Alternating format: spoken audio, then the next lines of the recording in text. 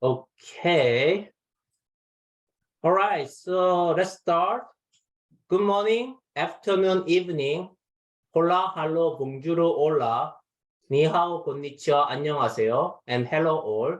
And welcome and thank you, SynBYSS people, for joining us the 65th seminar, and I call it a Penn State University Day. Today is personally a very important day, and for SynBYSS, it is also a milestone date with 17 months or the 519th day since August 26, 2021, when the seminar series actually started.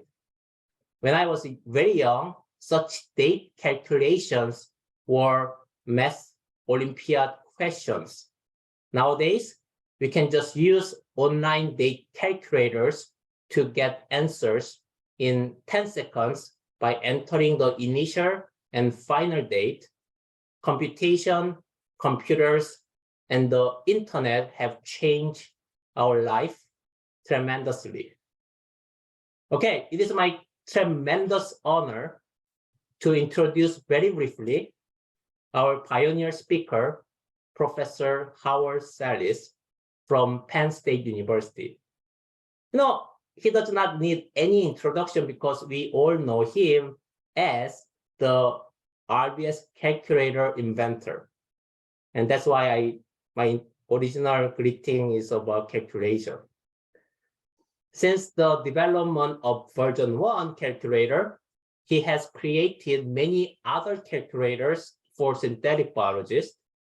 These tools enable forward engineering of biological systems, facilitating predictable genetic circuit and pathway building.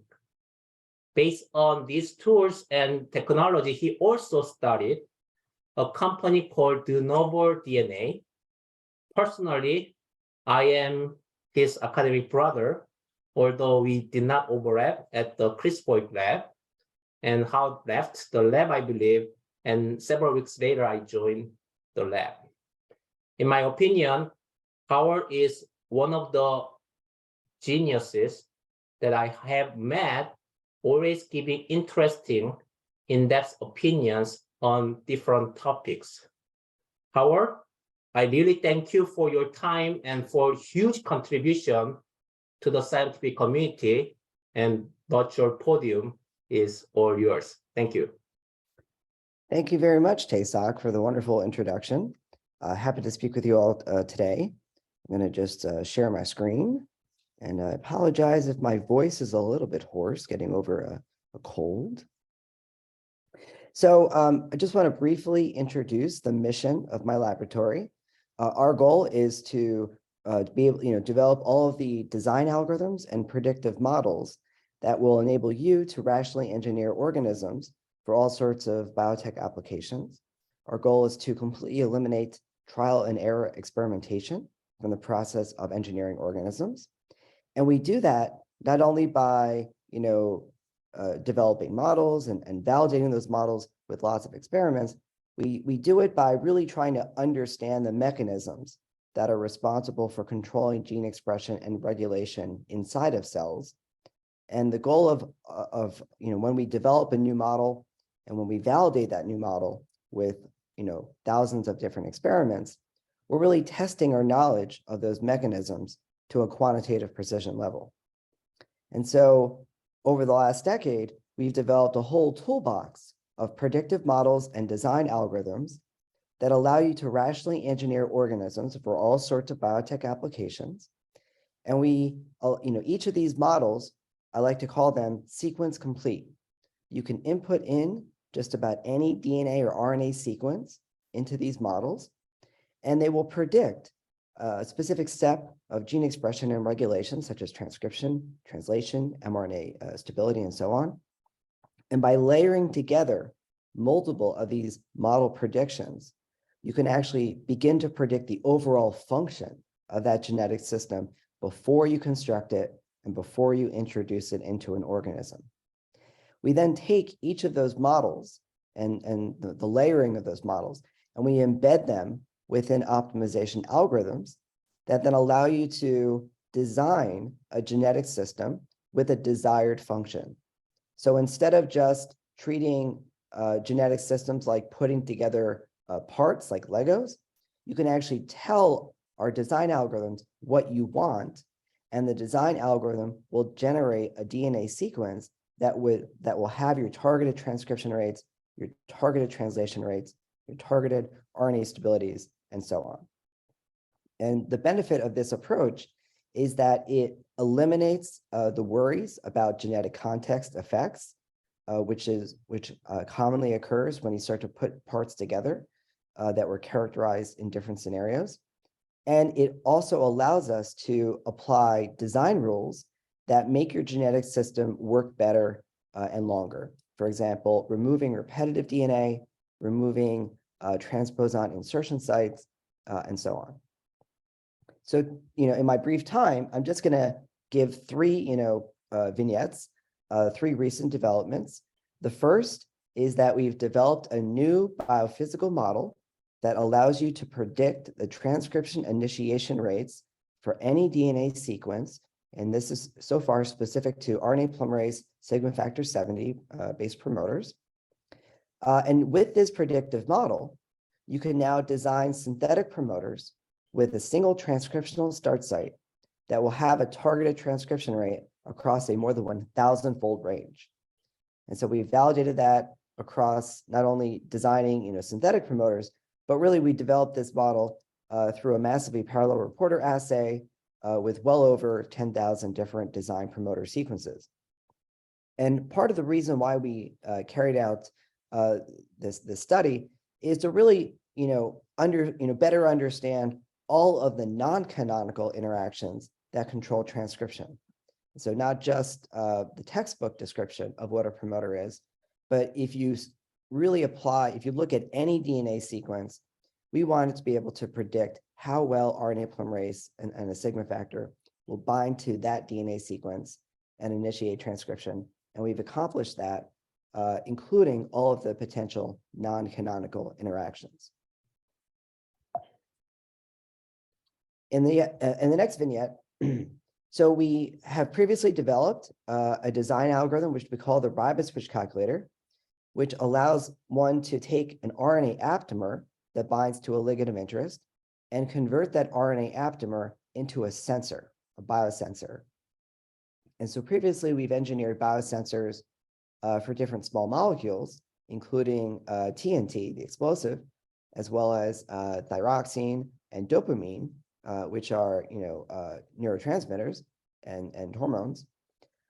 In this new effort, we've engineered different types of cell-free biosensors for human biomarker proteins, including monomeric C-reactive protein and interleukin 32 gamma. And so we've developed both ribose switches that activate translation rate, as well as repress translation rate in what we call on and off switches. And so now these cell-free biosensors for these different human biomarkers, you can now use them potentially in future diagnostic assays. And the benefit here is that you can detect and measure the concentration of these human biomarker proteins in serum fluid at a very low cost. And so you can, in principle, apply this type of sensor and measure your biomarker levels every single day in a year at a low cost. And then finally, I just want to introduce a pretty new project that we've been pursuing. This is a pretty ambitious goal. We are developing the blueprints to what we like to call an Emerald City that leverages three major recent developments and new technologies to be able to convert and sequester a gigaton of carbon dioxide and use that carbon dioxide to produce bio-oil, biochar, and fresh water.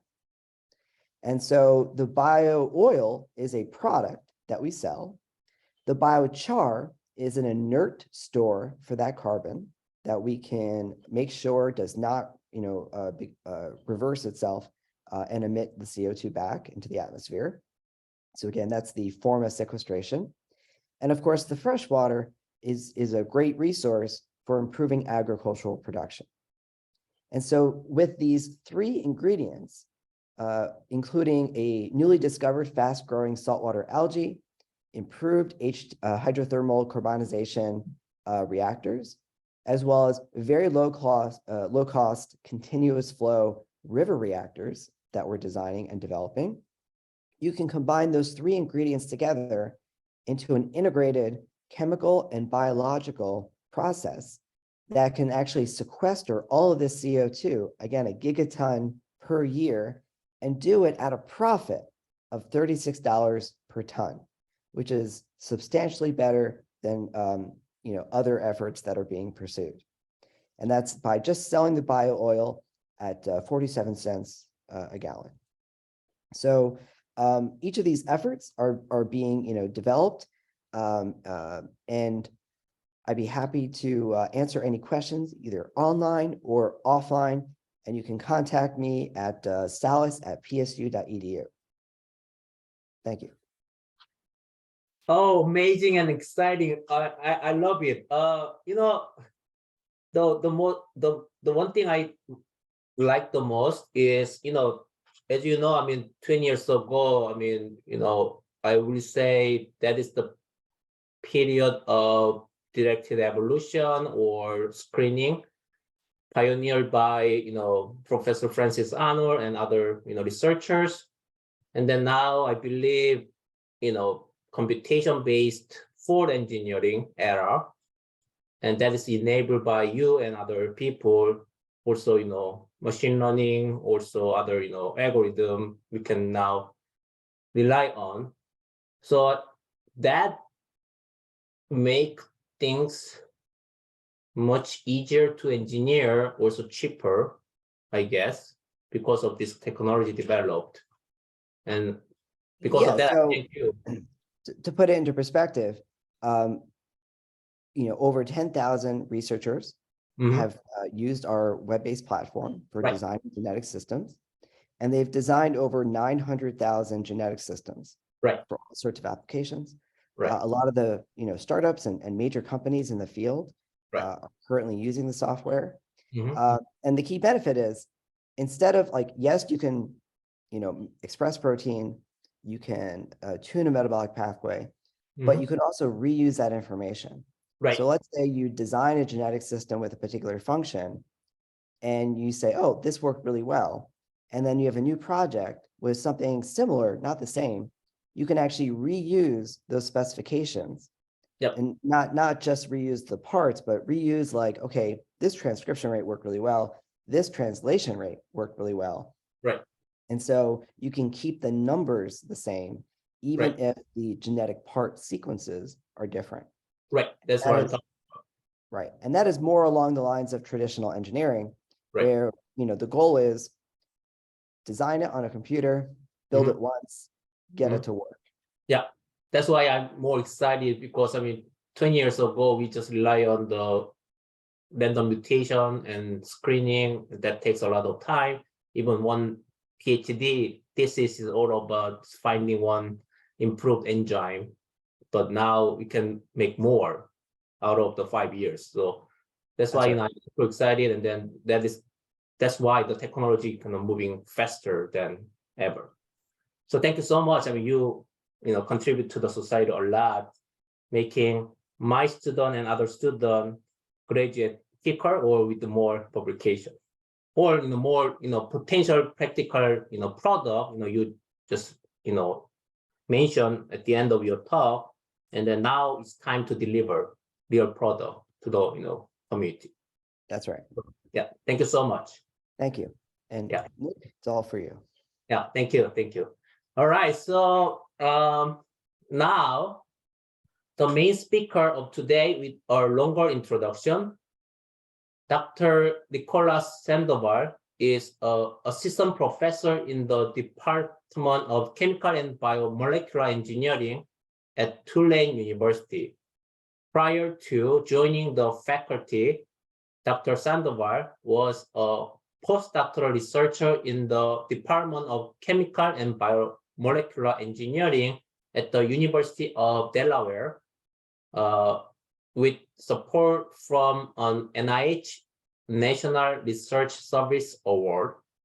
He earned his PhD in 2011 at the University of Colorado Boulder with support from an NSF Graduate Research Fellowship. Additionally, Dr. Sandoval was a lecturer in the Colorado Mesa University, University of Colorado, Mechanical Engineering Partnership Program in Grand Junction, Colorado. Dr. Sandoval has recently been the recipient of the NSF Career Award and ORAU's LifeCo Junior Faculty Award, among others. He is truly a rising star, and I strongly believe he will get tenure soon, given his contribution to synthetic biology community. And Nick, thanks so much for your time today, and please take it away. It's all yours. Thank you. Thank you so much, Dr. Moon, for the invitation and the introduction. It's very kind. And Dr. Salis, it was wonderful to hear your introduction and what your lab is doing, because I think it really dovetails well with what we try to do in the Sandoval lab. 30 minutes, so I'll try really hard. So I'm going to be talking about two different stories today about how we control gene expression inside the cell. So first, a brief advertisement for Tulane CBE, Chemical and Biomolecular Engineering. If you haven't already, there's still maybe time. We are hiring 2 junior faculty lines, hopefully this year, in the biological, synbio, metabolic engineering, biotechnology space. And so we would love to have you join if you are looking for faculty positions. We have a strong research stamp in energy and materials and simulations, and we're trying to build out our bio side right now. Okay. So what the Sandoval lab tries to do is view the cell as a chemical factory, right? There is some input we put into the cell or to the culture, and we get some sort of output. But really what we try to do when we do our studies and our engineering is that we are really looking at a genotype to phenotype relationship. And so we can engineer the DNA and then study what happens on the back end, and then use what we learned from that study to re-engineer the DNA. We've got to go in the cycle tag, some learning out of it. So the reason why what Dr. Salis said really kind of matches up with what I'm going to talk about today is that we're really interested in control. You can input any sort of genes you want inside a cell, but really that doesn't mean you're going to get the output you want out of it. So how do we actually control what's going on inside the cell? And so we can control gene expression dynamically on various levels.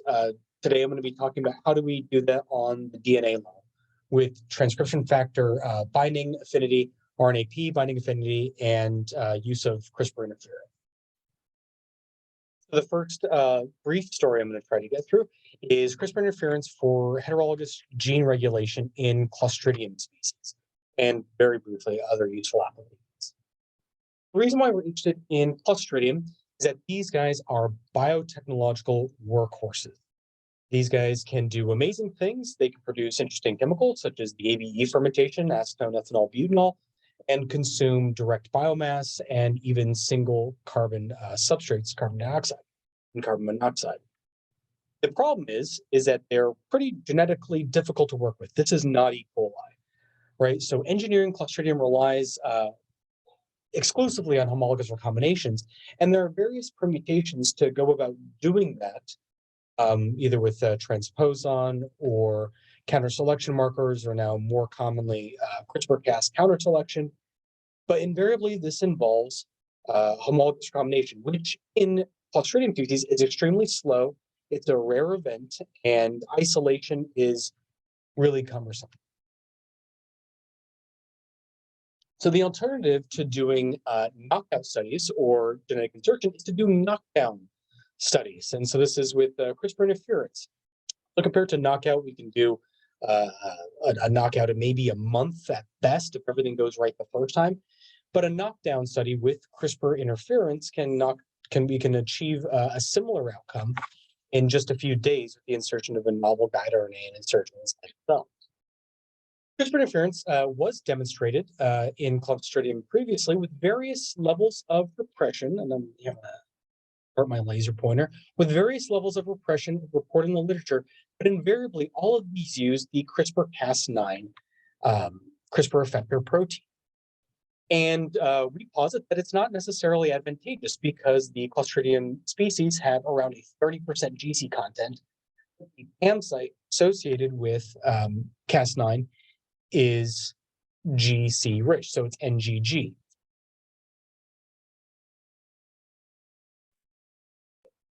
And so what that leaves us with are these PAM deserts. We term PAM deserts. So if you take a look at the distance between individual PAM sites for, say, Clostridium pastorianum genome, you can see that around a full third of the genome is in a region that does not have widespread PAM site availability. And so what that means is if you're trying to target a specific promoter, you can't necessarily get to the location you want to actually do CRISPR interference repression. So here we're going to discuss the development of an FN, Francisella novacida Cas12a based CRISPR interference, which has a PAM site of TTN, which is much more amenable to targeting. So less than 0.1% is in a region of PAM desert for.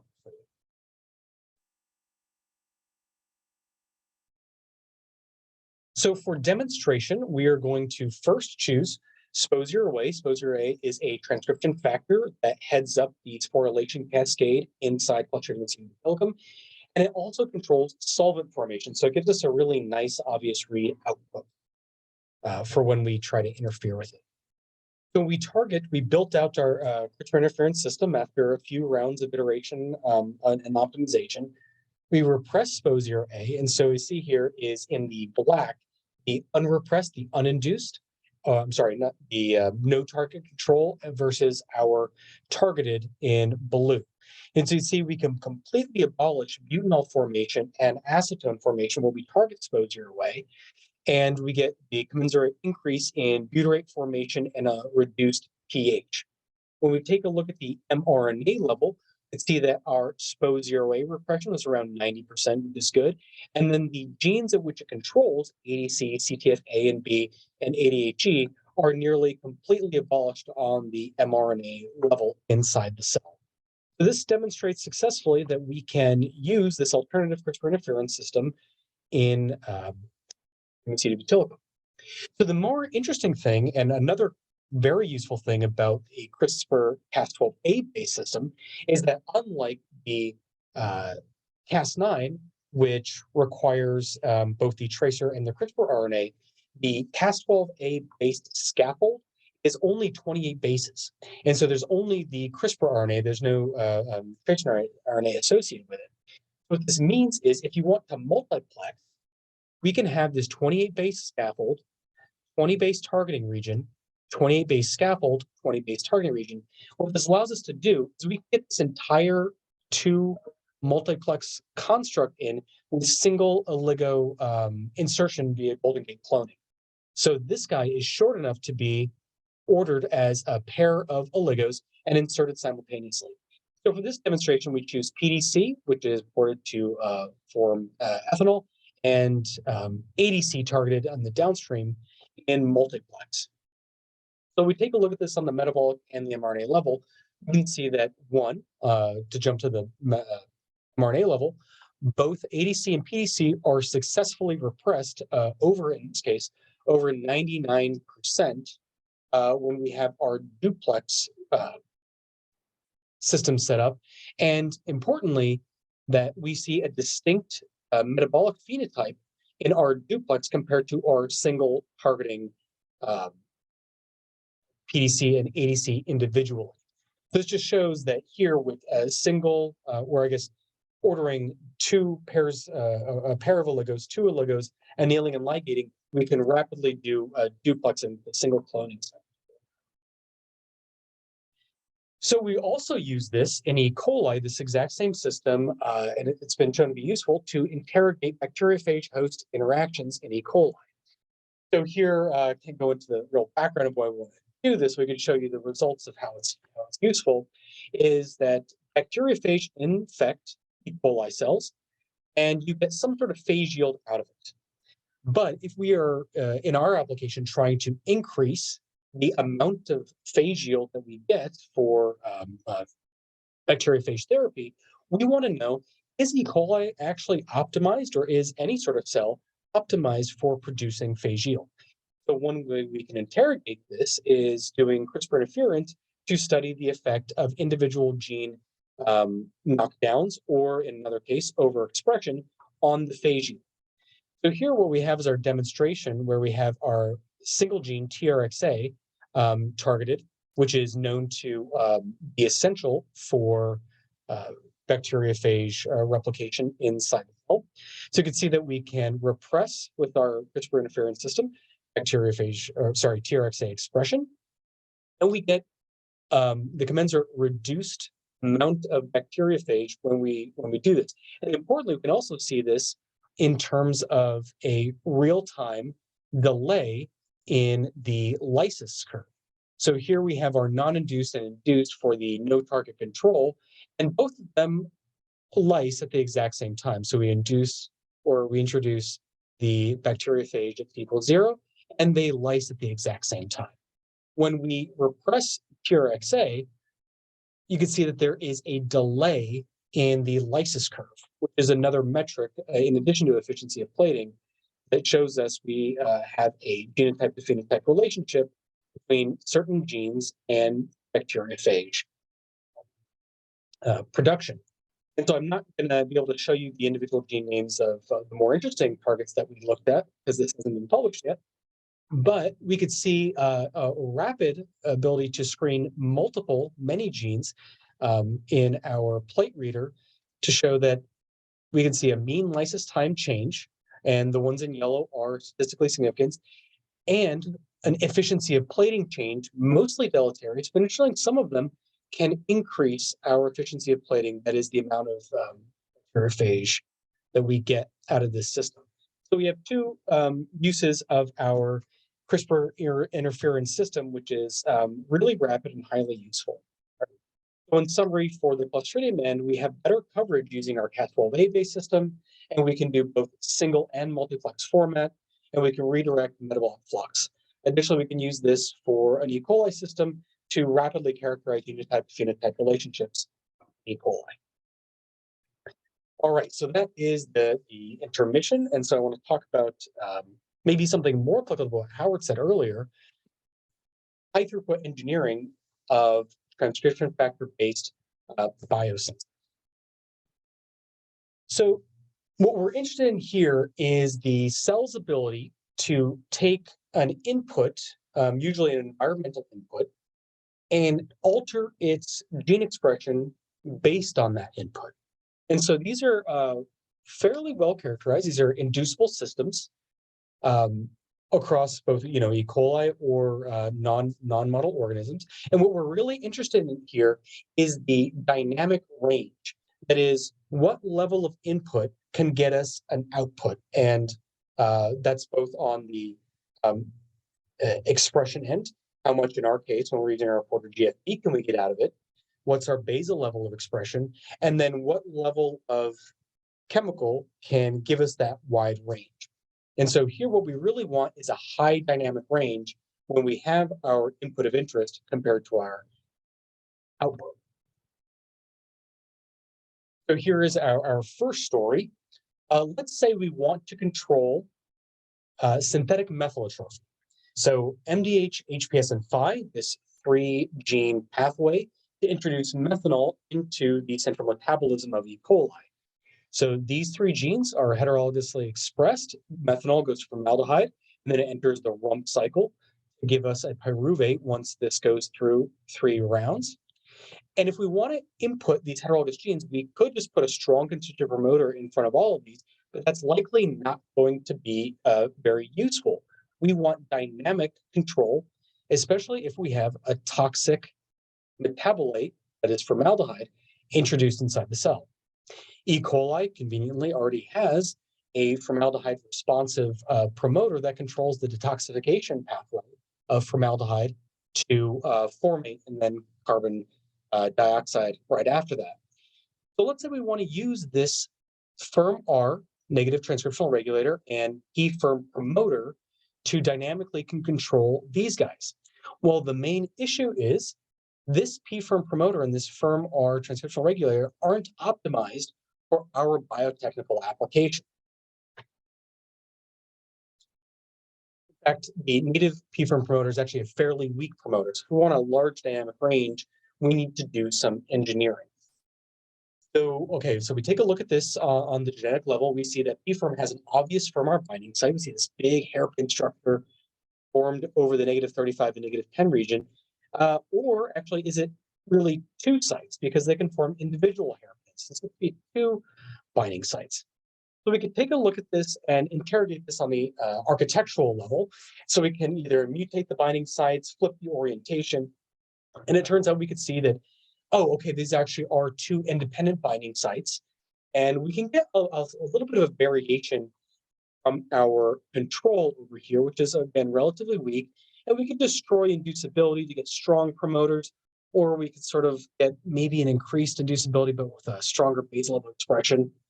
But this was a lot of cloning. This is 8 different constructs. We have to design these individually and test them all. So our main idea that we have in our lab is, why test tens when we can test millions simultaneously?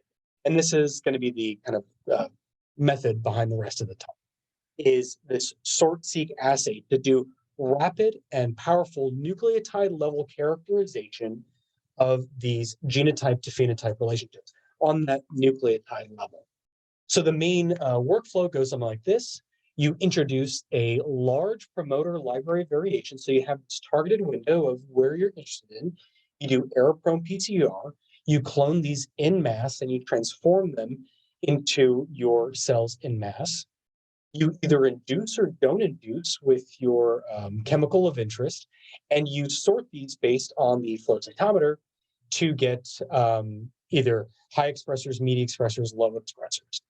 Importantly, because you are sorting these into different bins, you go in and you do deep sequencing, amplicon sequencing on the Illumina platform, and you can get high-level data, hundreds of thousands of sequence reads in each of these bins, and you compare those and do statistical analysis to interrogate your region of interest to see which mutations and which nucleotide sites are more important than others.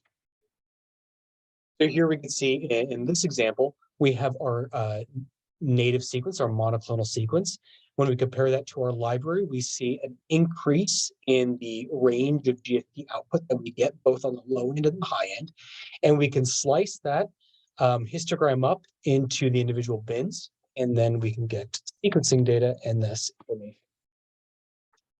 In this particular library, it's an 11 million member library. Most mutants had around 2 to 12 mutations, and there is some error-prone PCR bias, but we have such a large library size that it actually doesn't matter. We still are able to interrogate most of the mutational genes. So the quick end result here is that we can get these things called information footprints. And so what the information footprint shows is, in bits, how important are individual nucleotides for telling us something about where we landed in the GFP bins. So when we have our mostly unbound state, we see our -35 and -10 box from the sigma 70 promoter being really important, and that's really to be expected. Our 2 binding sites are relatively unimportant. When we don't induce, with our firm-R being in the mostly bound state, we see our binding sites become really important. And importantly, and this is the key element to this method, not all of the nucleotides are of equal importance. Additionally, we can see other areas that we don't expect to pop up that are important for GFP expression. So a brief aside on mutant information. So what is this? What are these histograms that I'm showing you? What is this? Mutual information is just a way to quantify the amount of information between two variables. So a really simple example are Alice and Bob. They're both runners, they're both marathoners. Alice always runs outside, rain or shine, every morning. She opens up the Map My Run app and goes for her run. Bob, if it's raining, he doesn't like it. He goes to the gym and uses the treadmill. And so he doesn't use the Map My Run app. So Alice's behavior tells us nothing about the weather.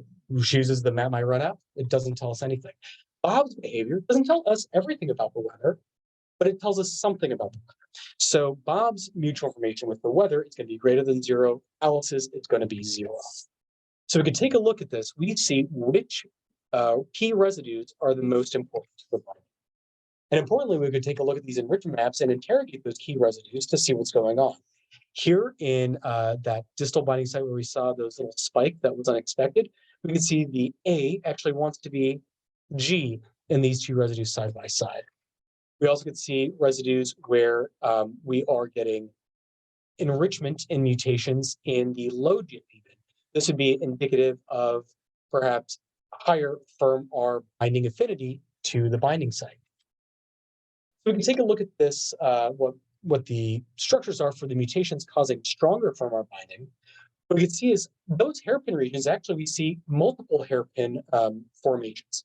We can see that there are alternative hairpin formations that are being enriched for. So this AGT mutation enrichment for stronger firm R binding is actually pairing up with this TCA, making a stronger hairpin formation. We can see that for both the purple version of the hairpin as well as the orange version of the hairpin. You can see this in both versions of it. The CT wants to bind to that AG over there.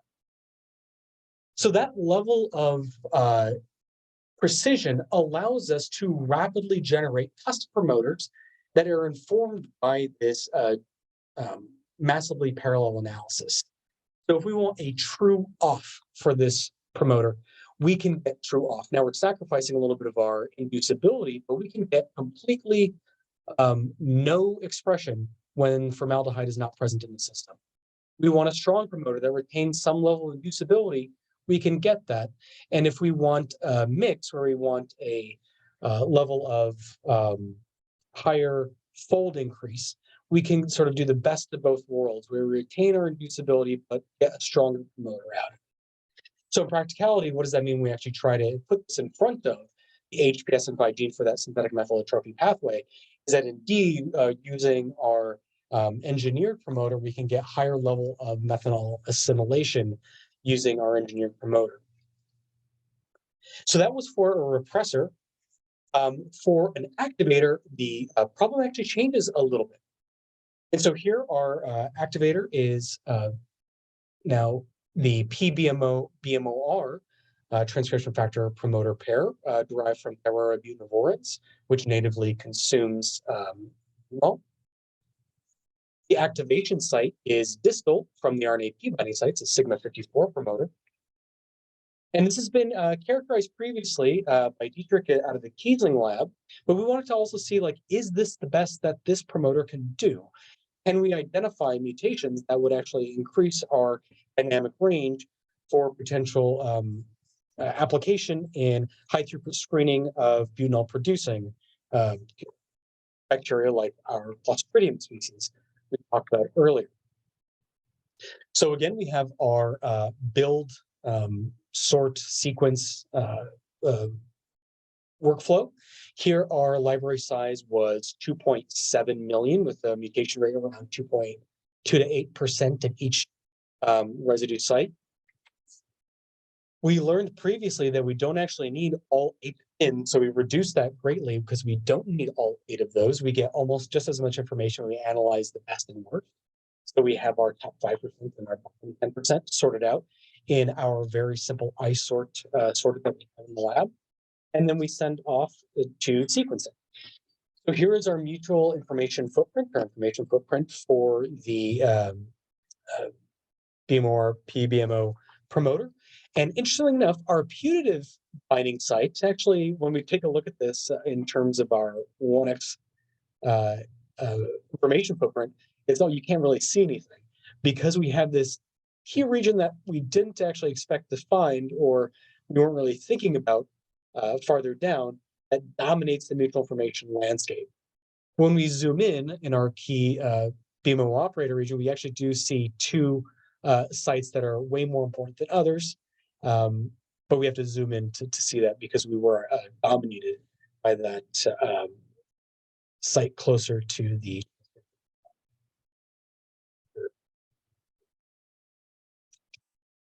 So we take a look at our enrichment maps. We could see key elements that are enriched. So first, let's interrogate that key identified region.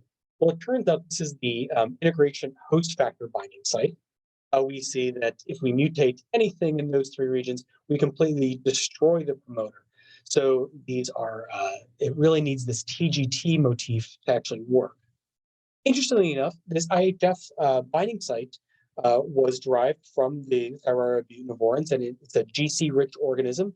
And you see around here, beyond this TGT motif, we see a lot of G's and C's. However, in E. coli, the IHF binding region is typically AT-rich. And so in the region that is not binding, we actually see an enrichment in the A's and T's surrounding that site. So it's the screening is showing us that it's trending toward a more E. coli-like HF binding site. When we take a look at that putative region that we first suspected was our BMO binding site, we take a look here, we see two key mutations that are mutated. We termed that the M13 mutant, and it turns out that, yeah, we are dealing with a hairpin again, and the two regions that are the two nucleotide sites that are being mutated are right here in this imperfection in the hairpin. Interestingly enough, they are not fully correcting this hairpin. However, you would think that TT would be the best hairpin over here, or you could say GT would be the mutations on this side, but that's actually not what we found, not what the data shows. So we take a look at the validation studies. When we throw in both of those mutations in that M13 double mutant, we increase the dynamic range of the promoter by 4-fold. And so here's our wild type. We still retain our low level of basal level expression, but we vastly increase our GFP output. We do other validations and generally do what they're supposed to do. So if we mutate that IHF binding region, we can actually just completely destroy it. If a little bit downstream in that HF binding region, a G wanted to go to an A, we see a moderate increase in the GFP output. Interestingly enough, our individual mutants for that comprise the M13 variant don't actually do too much. It's really the double mutant which increases. So these are all things we don't necessarily expect when we go through this data. And so we compare it to our previous work where we just sort of manually tried every combination because we might suspect that the hairpin structure is important. We don't achieve anything better that the Sort-seq can identify for us. Indeed, the best case scenarios for the hairpin structure, where we completely repair the right or left side, don't do any better than the wild type.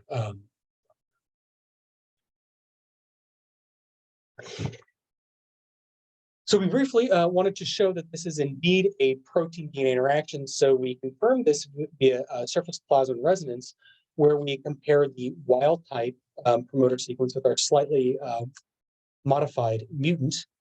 And so for surface plasmon resonance, you have to purify the protein.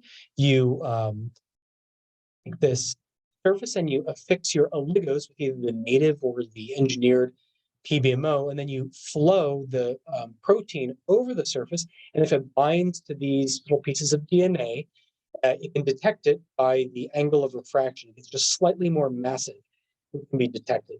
And so indeed, when you take a look at the dissociation constants for these oligos, the wild type has a higher dissociation constant compared to the mutant, indicating that by modulating the mutant, we can increase the level of affinity the BMOR protein has to our So briefly, I guess what I want to end with here is that this level of information that we get essentially is as fast as you can make these libraries. So what graduate student Nancy Kim has been doing, in addition to work that just shown, that she's done the same workflow for the well-characterized E. coli rhamnosus RABAD promoter, the ARIC promoter, and then importantly and interestingly, Clostridium promoters, such as the really well-used but very not well-characterized AGR promoter and the ATC promoter that's used in as well.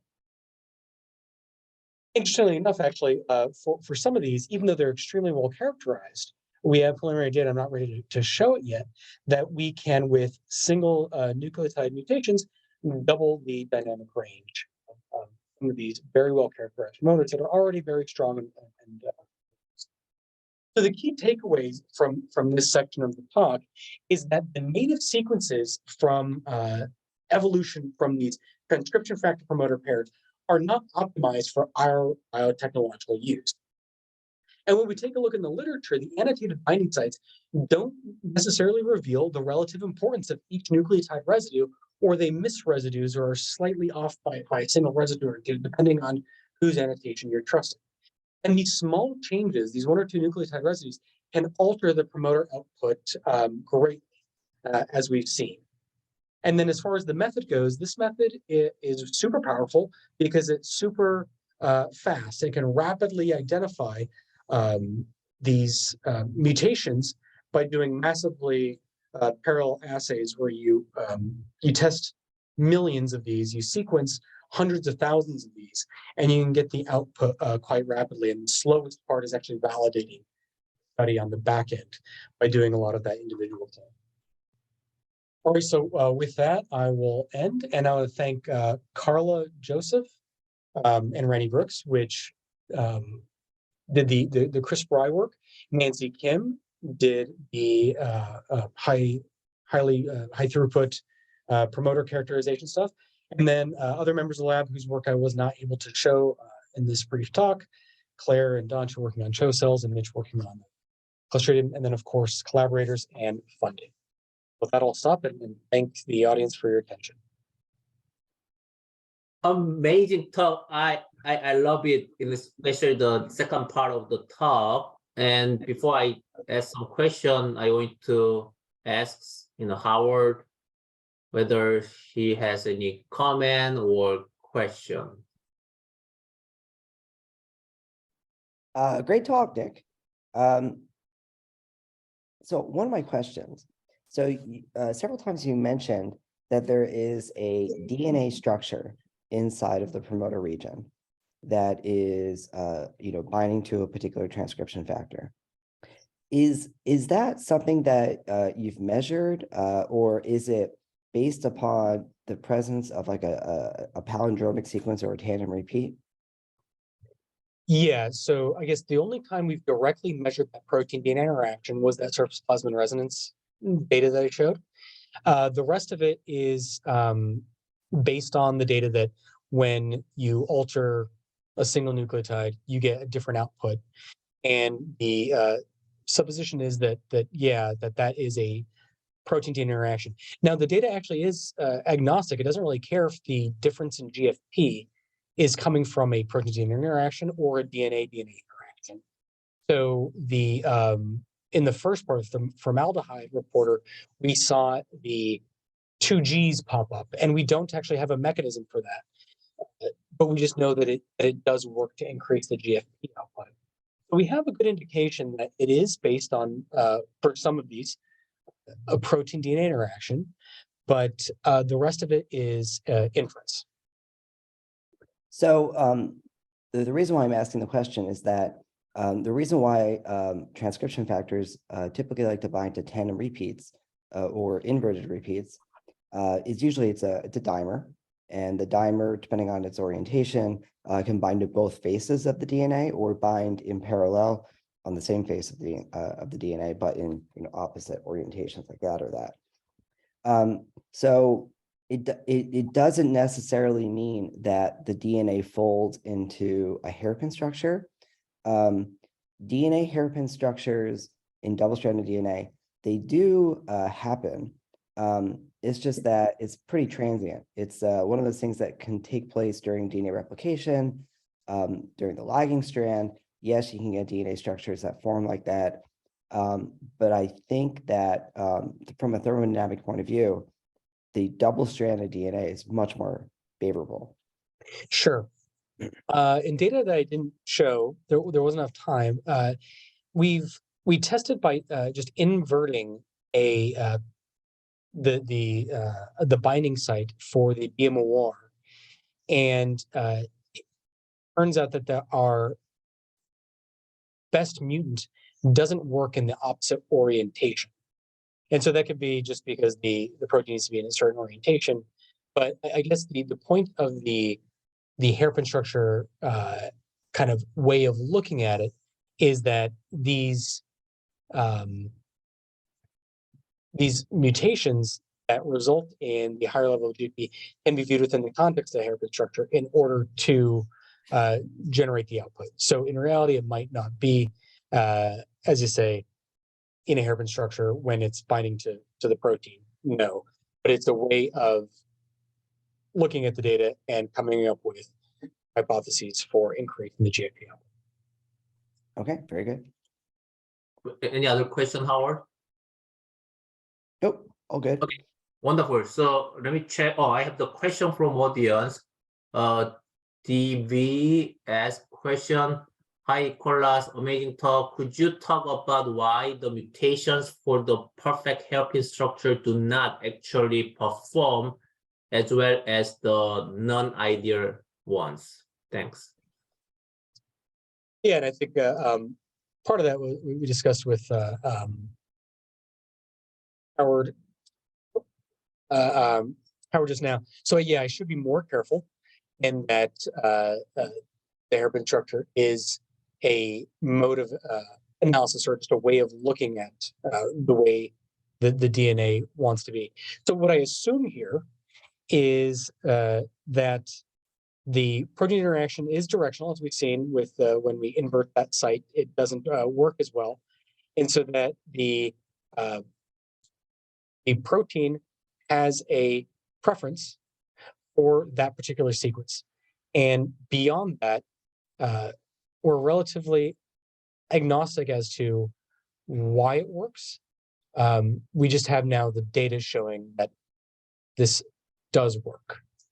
So it's from an output perspective, it's kind of, we don't care. It's interesting, and it might inform some future work in terms of modeling, but we don't have a strong hypothesis there. And that's one of the benefits of the method, is that we don't have to have strong hypotheses. We can go in with a million weak hypotheses and then learn the answer from there. Okay, thank you. Let me check whether any other question. Otherwise, let me ask question or comment. Howard, you could also, answer some of the relevant question. So my question is basically, your gigantic data set is very useful to identify some sequence feature, and then at the end of the day, you also validate, your sort of prediction.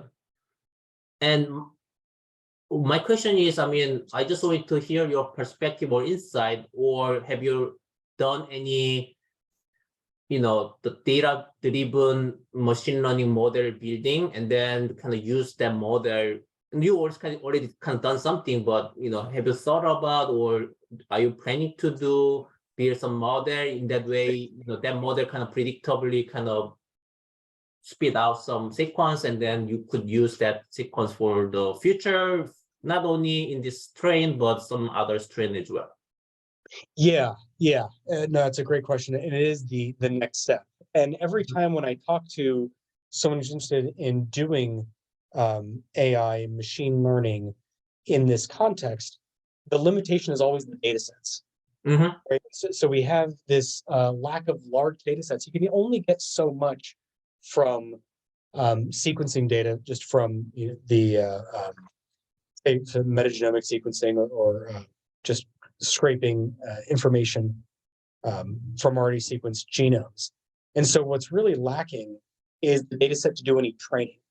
And so what I view this as the contribution is providing data to do training on. And so, yeah, the plan is, and it's outside my expertise, so I'll need some collaborative help there, is that these large data sets now can be used to train to now reliably predict protein interactions that generate phenotypes.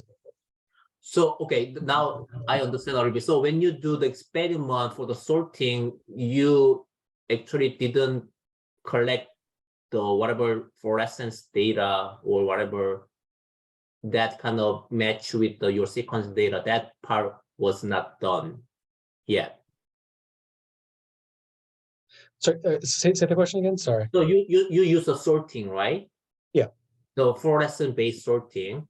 Yes. And then one thing you could add to your experiment, you could measure every single, single cell level, fluorescence data, and then you could increase the total number of beans when you do the, sequencing and analysis. I mean, of course, that's still limited in terms of number of the data set, in terms of the performance of the sensor, but you could sort of, I don't know, I'm not the expert in that, systems biology part, but you could somehow utilize the current set of the experiment, but measuring or recording all the data from the fluorescence one.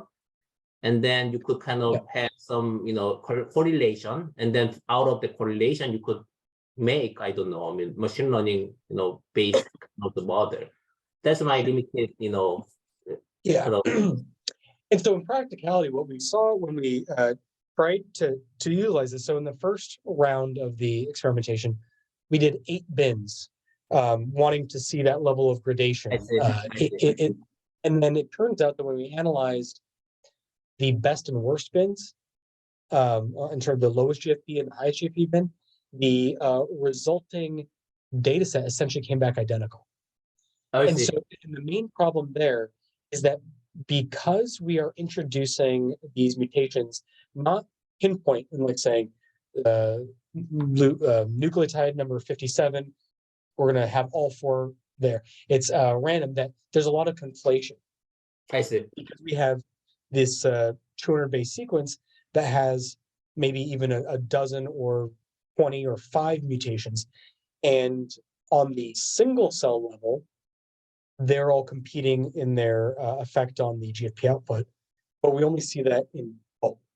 So it's hard to do that level of analysis that you're discussing because there's so much conflation that we only can get these single nucleotides out. We don't actually have enough. We don't have enough information because even though we're in millions, we would need probably hundreds of millions to get that level of data. Right. That's true. Yeah. So that's completely true. Yeah. So that makes sense. Okay. Thank you. And let me check one more time whether we have question or not. Okay. I do not see any additional one. And, I guess, Howard probably do not have any other thing, comment, question. Okay. I guess, okay. Now I see this already, 11:02. So let me close. Okay, so thank all for joining and staying today. We'll meet again on February 2nd, Thursday, the same time, same Zoom link. We'll have the Dr. Claudia Vicker from Edinburgh, Australia. Actually, she will be in US next week. And Dr. Sara Molinari from Rice University. As usual, the follow-up informal chat will occur without recording. Please stay here if you are interested in chatting with today's speakers. I will promote you to panelists who can speak and show your handsome and pretty face if you wish. And thanks, and I will stop recording. Just give me 1 second.